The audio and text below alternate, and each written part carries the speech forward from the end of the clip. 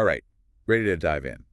Today we're looking at street epistemology, but with a twist. Ooh, a twist. I like twists. We're going to see if using something called the Aporia Euphoria cycle can make SE even more effective. More effective, huh? And maybe even, help it spread. Interesting. We've got a whole bunch of sources to go through. Like what kind of sources? Academic papers, philosophical definitions, even some real-world stories. Sounds like a lot to unpack. But hey, that's what we're here for. That's right. Deep dive time. So this Aporia Euphoria thing... Yeah, what is that all about? From what I understand, Aporia is that moment when you're like, wait, what? That record scratch moment, right? Exactly. Like when you realize your super strong belief might not be so strong after all. Makes you think of those old Greek philosophers, right? Socrates, Plato. Those guys. Masters of Aporia. So they basically used confusion as a tool. Yeah, you could say that. But it was a productive kind of confusion, right? Right. To get people thinking on a deeper level. To challenge their own assumptions. Exactly. Oh, and hopefully reach their own conclusions. That was the goal. Okay, so how do we get from, wait, what, to aha? Ah, that's where euphoria comes in. Euphoria. That feeling of excitement when things suddenly click. When you see everything in a new light. Exactly. Like all the pieces of the puzzle fall into place. So instead of shutting down when your beliefs are challenged, you get excited by it. That's the idea. Sounds pretty amazing, but can that really happen consistently? Well, our sources seem to think so. Really? They say that a good SE facilitator can guide someone through this cycle. Through aporia and into euphoria. Yeah. Make it feel smooth, even enjoyable. So it's less like a mental wrestling match and more like intellectual rock climbing. Ooh, I like that. Challenging. But you reach new heights, and the view is incredible. It's not just about the aha moments either. It's not. Some sources talk about euphoria having a cascading effect. Cascading? Leading to a whole chain reaction of insights. Oh, okay. And potentially reshaping your entire worldview. Hold on. So you're saying one good conversation could change someone's whole outlook on life? It might sound far-fetched, but there's evidence to suggest it's possible. That's pretty wild. But it all comes back to that skillful facilitation. Right, right. It's not about forcing your views on someone. Definitely not. It's about creating the space for genuine exploration. So how do we do that? Yeah. How does this look in a real conversation? Okay, let's say you're talking to someone who believes all politicians are corrupt. Okay, a classic example. Now, a less effective approach would be to immediately hit them with facts and counterarguments. Yeah, it usually just leads to defensiveness. Right. But a more skillful approach might be to just acknowledge their belief and ask them to elaborate. So, like, I understand why you might feel that way. Tell me more about what led you to believe that. Exactly. You're not agreeing or disagreeing, just expressing curiosity. Right. And as they explain their reasoning, you can gently probe their assumptions. How so? You could ask things like, have you ever met a politician personally? Or, what kind of evidence would you need to see to think that some politicians might actually want to serve the public good? Okay, so you're not trying to win the argument. No. Yeah. You're planting seeds of doubt, encouraging them to think critically about their own position. Exactly. And if they start questioning their own reasoning, that's when you know the aporia is kicking in. But isn't that when things can get tricky? It can be. You've got someone wrestling with their deeply held beliefs, potentially feeling confused or even threatened. True. This transition is the most crucial part of the cycle. So how do you guide them from that state of aporia to euphoria? Well, you have to be empathetic and have a certain finesse. Right. One strategy is to reframe the conversation. Reframe it how? Shift the focus away from being wrong and toward the excitement of discovering something new. So instead of saying, see, I told you so, you might say something like, wow, this is interesting. It seems like we're uncovering some new insights here. Exactly. You're validating their experience while also encouraging them to see aporia as a gateway to understanding. Like you're a Sherpa, guiding them through this challenging mental terrain. I like that. And as they start to connect the dots and see things from a new perspective, that's when the euphoria kicks in. That feeling of, I never thought about it that way before. Precisely. This all makes sense, but I'm still curious about this cascading effect of euphoria. Yeah. Is it really possible for one conversation to trigger a whole chain reaction of insights? It's important to understand that it's not always a sudden, dramatic transformation. More of a gradual unfolding. Right. It's about cultivating a mindset of curiosity and critical thinking. So it's not just about changing one belief, but about fostering a love of learning. And that can have a ripple effect on our relationships, communities, maybe even society as a whole. Wow, that's a big idea. But to achieve that, we need to figure out how to make this Aporia Euphoria cycle more accessible in everyday life. Okay, now we're getting to the heart of it. I bet our listeners are wondering, how can I use this in my life? I'm sure they are. But before we get to the practical stuff, we need to talk about the elephant in the room. The downsides. Exactly. This all sounds great in theory, but what about the risks? Could this Aporia Euphoria cycle be misused or manipulated? Those are definitely important questions. And we need to address them before we go any further. Absolutely. But before we get into all that, let's take a quick break. Okay, sounds good. And when we come back, we can dive into the potential pitfalls and ethical considerations. That's like a plan. Yeah, for sure. We definitely can't just ignore those risks. So let's jump right in. What are some of the potential downsides of this whole Aporia Euphoria cycle? Like, could it backfire? Well, I think one big concern is manipulation. Manipulation. Like any tool, it can be used for good or bad. Right, makes sense. In the wrong hands, it could be used to, like, pressure people into believing things that are harmful. Or even things that are just plain false. Exactly. So yeah, there's definitely a risk of manipulation. So it's like a powerful psychological tool. Kind of, It yeah. could be used by, say, a cult leader. Yeah. Or even just a really pushy salesperson. Exactly. Someone who knows how to exploit that vulnerability when a person is in that aporia state. Lead them down a very specific path towards a conclusion they already had in mind. Right. It's a bit scary when you think about it that way. It is a little unsettling. Oh. So how do we protect against that? How do we make sure this Aporia Euphoria cycle is used ethically? I think awareness is key. Awareness. Yeah. The more people understand how this cycle works, the less likely they are to be manipulated by it. So, like, teach people self-defense against psychological manipulation. Yeah, that's a good way to put it. I like it. And it's not just about protecting ourselves. Right, there's more to it. It's also about making sure we're using this approach ethically when we talk to others. Being mindful of our own intentions. Exactly. Making sure we genuinely want to help the other person think for themselves, not just push our own agenda. That makes a lot of sense. Yeah. But even with good intentions, couldn't this whole euphoria thing become a bit obsessive? Like, what if people get so caught up in chasing that intellectual high that they lose sight of other important things? That's definitely a valid concern. Is it? Yeah, some of our sources actually talk about this risk of euphoric addiction. Euphoric addiction. Now, that's a new one. Right. It's where the pursuit of intellectual pleasure becomes the main goal. So instead of being open to new perspectives, they just focus on finding things that support their existing beliefs.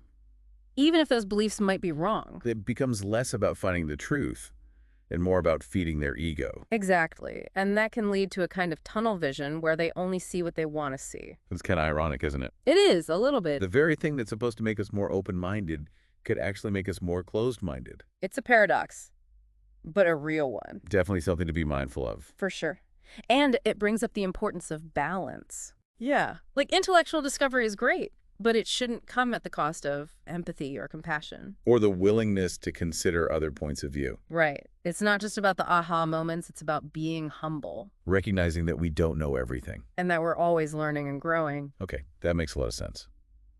Now, I'm curious about your personal experience with all this. My personal experience. Yeah.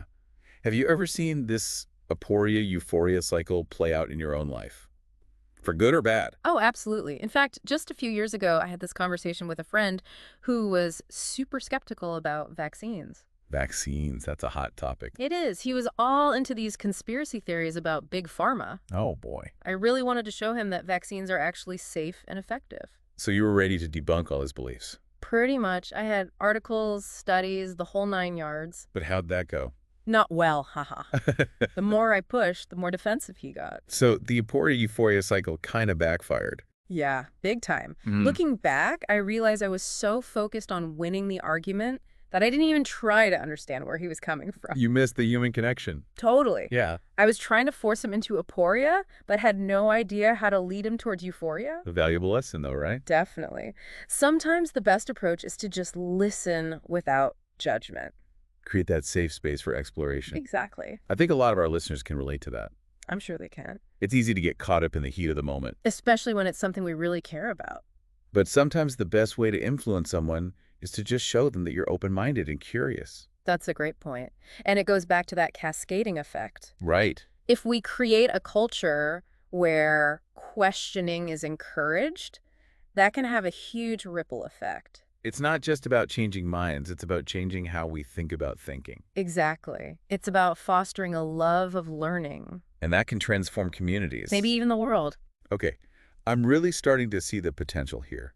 But for our listeners who want to put this into practice, what are some concrete steps they can take? Well, first of all, remember, this is a skill, not a magic trick. It takes practice. Yeah, it takes practice and patience to become good at facilitating this Aporia Euphoria cycle. So no one's going to become a master of street epistemology overnight. Probably not. But the more you practice, the better you'll get. So what can our listeners do to start practicing? One of the most important things is to be genuinely curious. Curious. Yeah. When you're talking to someone, try to really understand their perspective.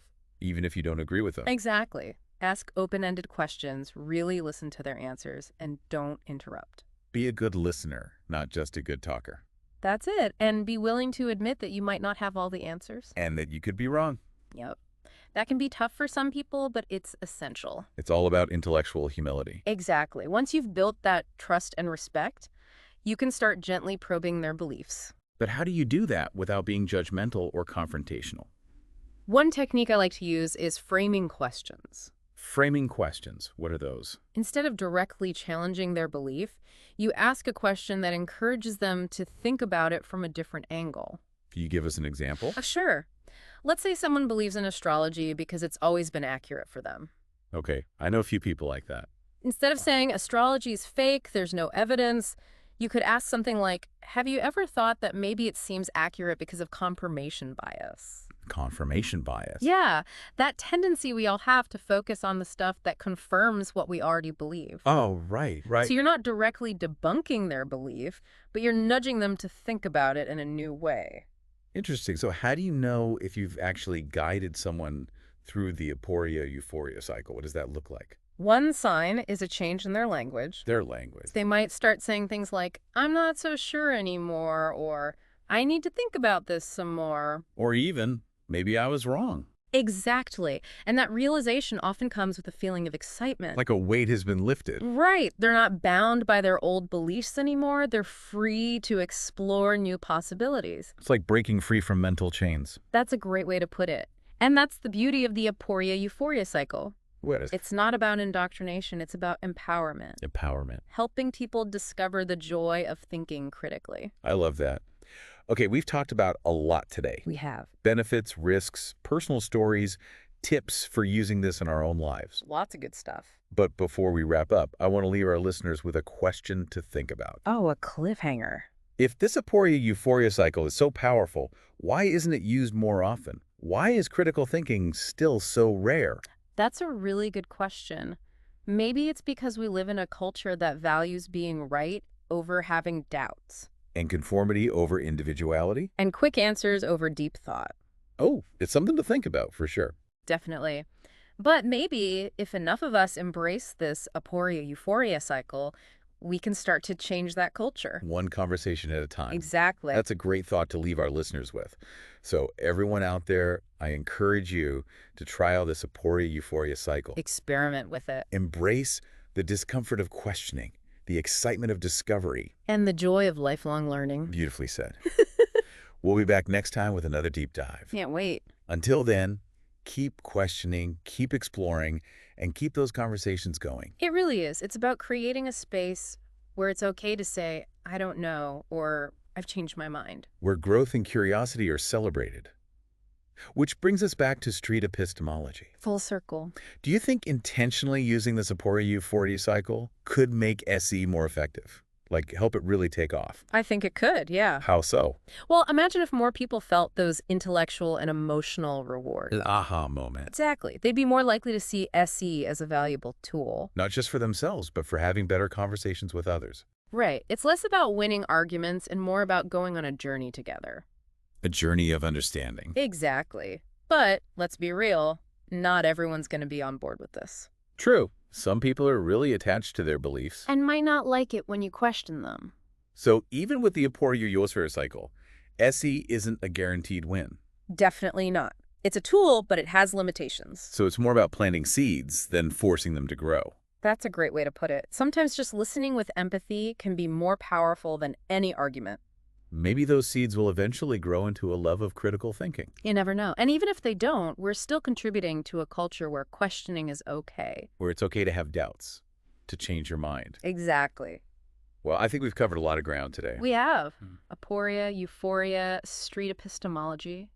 Benefits, risks, personal stories. Lots of good stuff. As we wrap up this deep dive, I want to leave our listeners with one last thought. A parting gift. This Aporia Euphoria cycle, it's not just a theory, it's an invitation. Ooh, I like that. An invitation to embrace uncertainty, to be curious. To always keep learning. Exactly. And remember, those really cool discoveries often happen when we step outside our comfort zones. That's where the magic happens. So to all our listeners out there, go explore. Have those tough conversations. And don't forget to share what you learn with others. Thank you for joining us on this deep dive into the world of street epistemology and the Aporia Euphoria cycle. It's been a blast. Keep questioning, keep exploring, and until next time on The Deep Dive. Stay curious.